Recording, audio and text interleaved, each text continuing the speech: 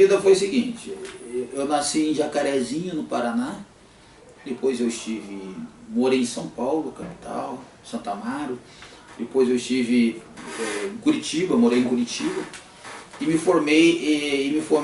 iniciei faculdade, numa faculdade pública, Universidade Estadual do Paraná, em Jacarezinho, o curso de Direito. Mas aí eu fui líder grevista, e aí depois me transferi para Curitiba, e aí fui para a PUC. Me formei na PUC Paraná, e depois saí fazer concursos, que meu sonho era ser delegado. Fiz alguns concursos, passei no estado de Goiás, e vim para o estado de Goiás no ano de 2000. E em 10 anos eu já me tornei deputado federal suplente. Em 2011 eu estava aqui na Câmara Federal como deputado federal suplente, com 40 mil votos. Em 2014 eu votei com a maior votação da história.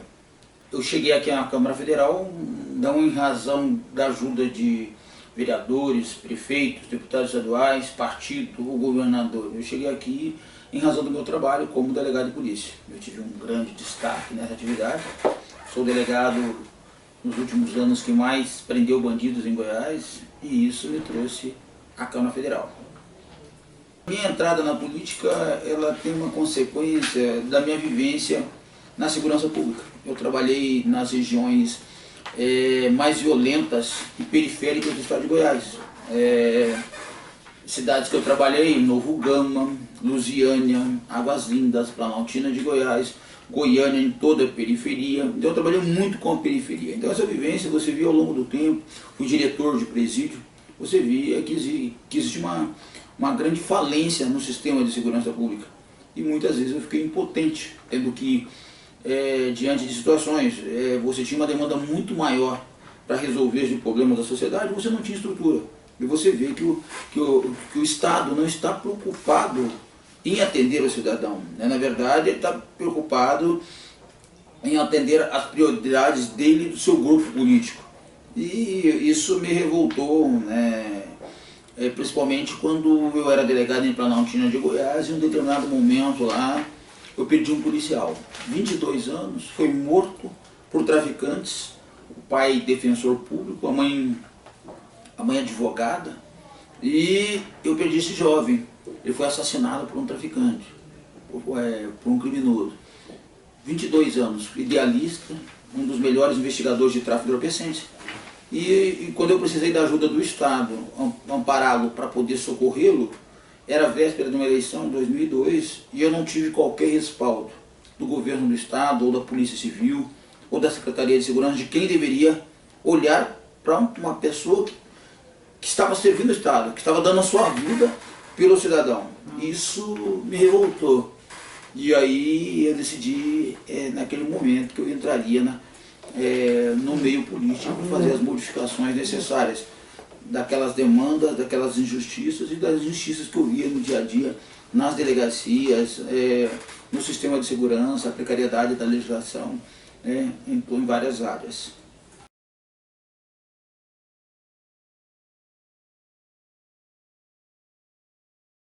A política é o cidadão goianiense, de todas as classes sociais, e que pensa em mudanças, né? Mas não apenas em mudanças em discursos, mas com efeitos para a sociedade.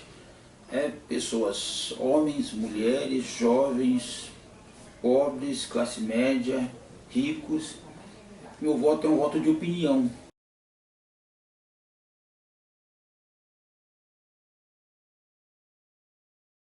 Na verdade, a partir do momento que se torna parlamentar, você não consegue acesso mais aos meios de imprensa. Raramente você consegue uma manchete, salvo quando existe um fato negativo. Mas eu tenho uma rede social bem estruturada, eu tenho quase 700 mil seguidores no Facebook, tenho 70 mil no Instagram, tenho milhares de grupos no WhatsApp. Então, hoje eu tenho mais interações do que muitos jornais do estado de Goiás. Então eu tenho muito mais seguidores que muitos jornais do estado de Goiás. Então eu venho da época do Yogurt, então a gente foi criando ao longo do tempo essa proximidade com o cidadão. Tanto que para destinação de emendas parlamentares, eu consultei em várias oportunidades os eleitores, o que eles queriam que eu mandasse. Então eu tenho um mandato muito interativo. E nas minhas redes sociais eu procuro dar uma justificativa desse meu mandato, como eu exerço ele. E o reconhecimento eu tenho através de algumas situações. Fui premiado pelo Congresso em Foco, que é um órgão 2015 e 2017. 2016 não teve avaliação dele, mas 2015 e 2017 entre os 20 melhores parlamentares. Em 2016 tem um site Ranking Político, eu estive em primeiro lugar nesse site. Em 2016, terminei o ano em primeiro lugar. Sou o quarto parlamentar que mais apresenta projetos de segurança pública. Então, isso tem chegado no eleitor, principalmente através das redes sociais. Tanto que numa recente pesquisa meu nome chegou a aparecer sem eu ser candidato ao governo do estado de Goiás. Então a gente acaba tendo, sem dúvida nenhuma, o reconhecimento, né? E as pessoas têm sabido das ações que eu tenho tomado. Eu não gosto da generalização que às vezes a imprensa faz. De repente aprova-se um determinado projeto com efeitos negativos para a sociedade e a imprensa generaliza. Até pessoas que fazem opiniões, formadores de opinião, e eles dizem, olha, a Câmara aprovou tal projeto. Não, tem que ver quais parlamentares que aprovaram tal projeto de efeito negativo para a sociedade. Mas ela coloca todos os parlamentares na mesma situação. Aqui nós temos parlamentares criminosos, tem parlamentares corruptos, nós temos parlamentares de todas a natureza. Mas nós temos pessoas excelentes, pessoas de bem também. Então o que falta, a minha reclamação que eu tenho em relação às vezes à mídia é a generalização. Então nós não podemos fazer isso, a imprensa comete esse erro e pessoas assim, até então articuladores e pessoas que traçam opiniões nos grandes jornais de São Paulo e Rio de Janeiro tomam essa conduta. Eu não posso dizer que todos os jornalistas são picaretas. Posso? Não posso dizer. Alguns são.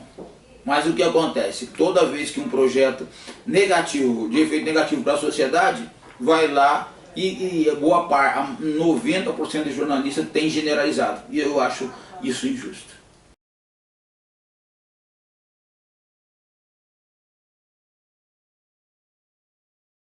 Dar um exemplo para vocês, por exemplo, hoje eu sou o único parlamentar na Câmara Federal que abriu mão de todos os privilégios. Eu não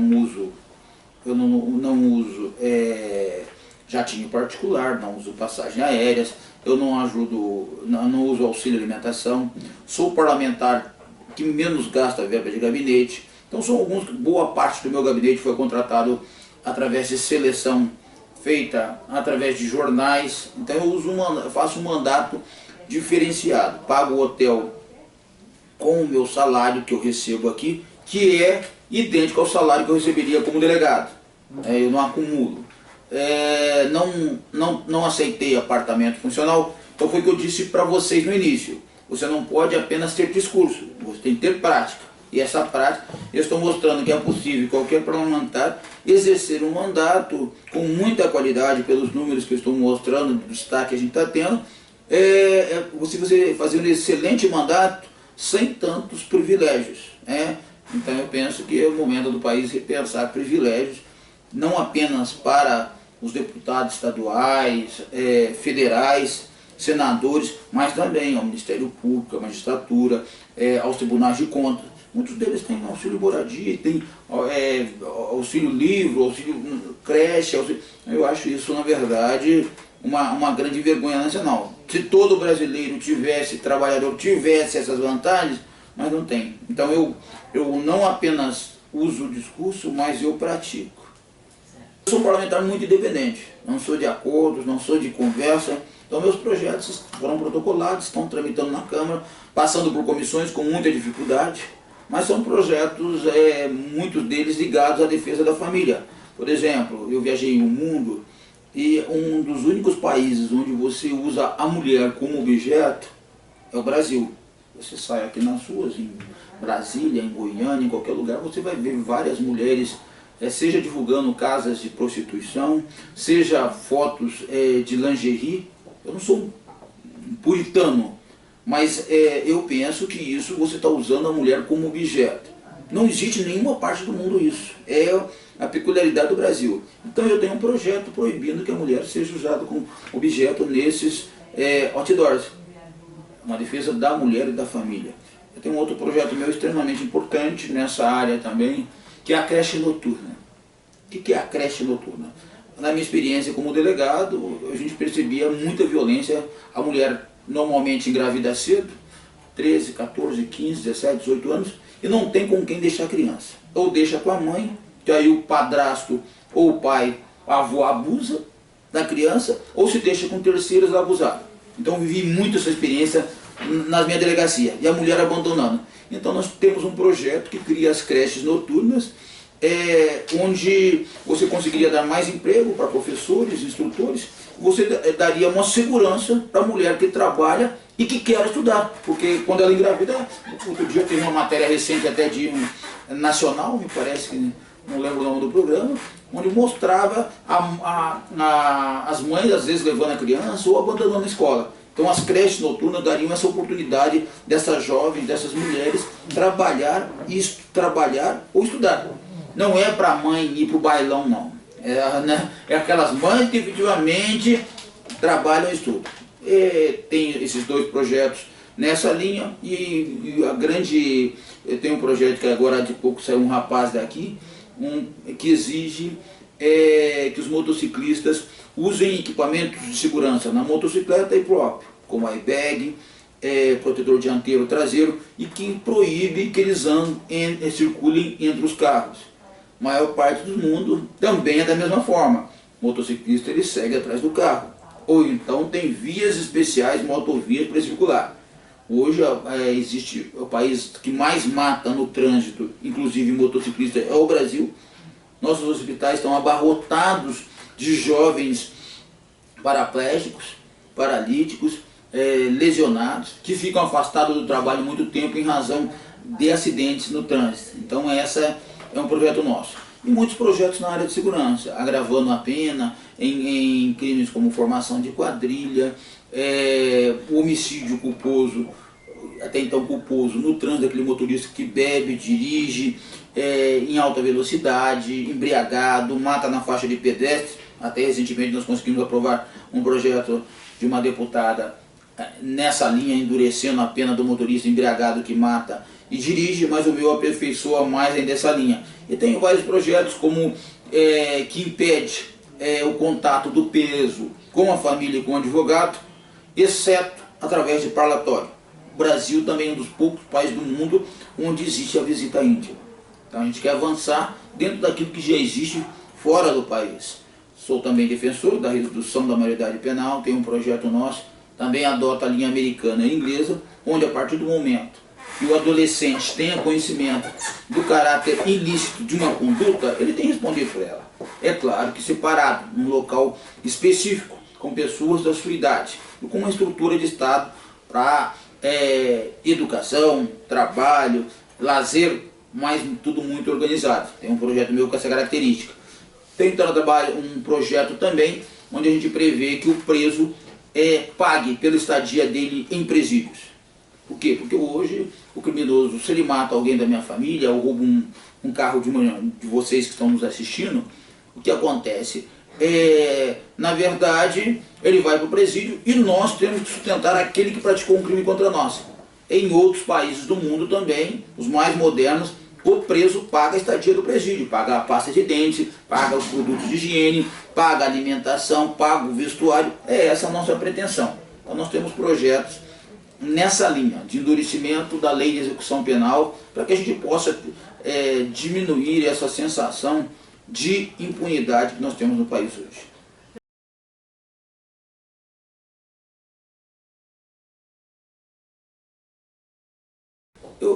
Eu penso o seguinte, liderança, você tem que construir isso. Liderança não se compra, não tem boteco para vender. Liderança é aprendizado, é parceria, é conquista. Eu sempre fui líder por onde eu caminhei, eu sempre procurei ser líder desde a infância, seja lá nas brincadeiras de de roda, seja em qualquer tipo de brincadeira que acontecia na infância. Na escola eu procurava ser um dos líderes, né? Na minha sala de aula, depois nos movimentos de jovens que eu participei, nas igrejas que eu frequentei. A minha vida sempre foi essa, foi a busca de se destacar. Mas você tem que entender as pessoas, saber ouvir, e não tem como comprar. Você tem que conquistar. Liderança que se conquista. E não cai do céu. Infelizmente, em muitas faculdades hoje se ensina que você já se compra a liderança. Não, você pode ser o dono de uma empresa, mas você não ser o líder. Não ser o líder. Você entendeu? Então eu penso que essa experiência de vida, né, e você ceder em determinados momentos, estar preparado para crises, saber que a gente não vai conseguir agradar todas as pessoas, que às vezes eu tenho uma linha de pensamento muito duro, mas realista dentro daquilo que eu vivi, não sou mais um menino, né, então eu tenho essa experiência de vida. Então isso, eu penso que liderança é um conjunto de saber ceder na hora certa, saber se impor no momento certo, orientar, educar. Então é um conjunto de fatores e que você não vai conseguir apontar isso no primeiro momento. É um trabalho contínuo. E penso que a humildade também é muito importante. Porque um verdadeiro líder ele tem que estar aprendendo o tempo todo. E não pode abrir mão de ler muito.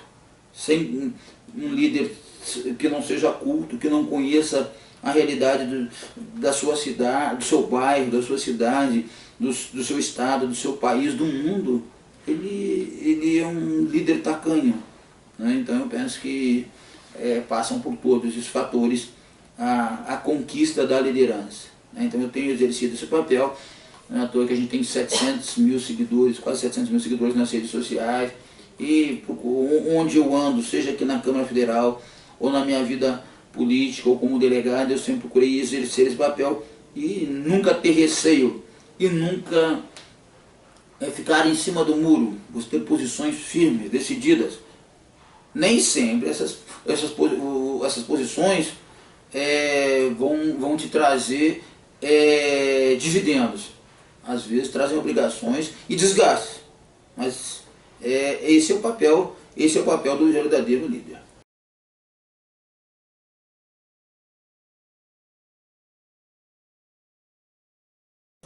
Na verdade, eu penso que não existe obstáculo. Quando as pessoas em 2010 e 2014 achavam que eu era louco por tentar uma candidatura a deputado federal, sem nunca ter sido vereador, nem síndico no prédio que eu morava, eu mostrei que eu desafiei essas pessoas e usei a minha criatividade e a minha liderança para buscar esse espaço aqui na Câmara Federal. Eu inovei, entrei nas redes sociais, eu disputei contra pessoas milionárias, mas eu usei as redes sociais, eu subi em cima de uma caminhonete de paletó e gravata, com microfone, e fui até o eleitor. Então, na verdade, eu mostrei a cara e consegui, mesmo disputando com gigantes, eu consegui a vitória. Uma vitória que não faz com que eu entre na história do Estado de Goiás. Agora, a gente sabe que ainda nós temos muitos eleitores que votam muito mal. 2018 está aí, eu espero que as pessoas escolham melhor seus candidatos, analisem seus currículos, vejam como votou, como esses candidatos se vai eleger, como que votaram os seus deputados estaduais, federais, o que fizeram, o que não fizeram. Depende muito, a escolha parlamentar depende muito do eleitor. Não adianta você só chegar na urna ou pegar um santinho que está caído na beira da urna. Você tem que saber quem que é cada pessoa. Nesses 4 anos de mandato eu tenho feito isso como eleitor. Eu converso, quem é meu seguidor nas redes sociais sabe que eu converso diariamente, dou satisfação do meu mandato, entro ao vivo nas redes sociais, em cada votação importante, digo como eu voto, tenho posicionamento. Então eu acho que na verdade não existe essa crise de identidade, né? Eu penso que qualquer pessoa está preparada, para entrar na política. E todos têm que vir participar. Se você não vir participar da política, nós vamos ser governados por pessoas de péssima qualidade, por bandidos. E muitos parlamentares hoje, governadores, estão contaminados, senadores estão contaminados pelo verme da corrupção. Então eu penso que uma das escolhas do eleitor deve ser por pessoas, não apenas líderes, mas principalmente líderes e honestos, né, que tenham esse perfil. Eu penso que essa é essencial para que o nosso país é maravilhoso, era para ser uma das melhores economias, um dos melhores países para viver no mundo. Eu conheço praticamente o mundo todo, Austrália, União Soviética, Rússia, Europa, conheço toda a Europa, Estados Unidos. Minha prioridade não é construir patrimônios, mas conhecer o mundo. Eu viajo muito, então América do Sul conheço todo o Brasil. Então eu penso que a prioridade de 2018 é escolher bem as pessoas que vão governar o seu estado, o nosso país. Quem vai para a Câmara Federal para modificar a sua vida ou não. Depois de eleito, não adianta reclamar. Eu tive depoimentos de parlamentares que disseram o seguinte: eu estou aqui na Câmara, eu comprei o meu mandato, eu não devo nenhuma satisfação para você, eleitor. Então já vi vários depoimentos nesse sentido. Então o eleitor ele tem que pensar disso. Que a gasolina que ele recebe, o tijolo, a conta de água, a conta de luz, essa conta vai ser muito cara.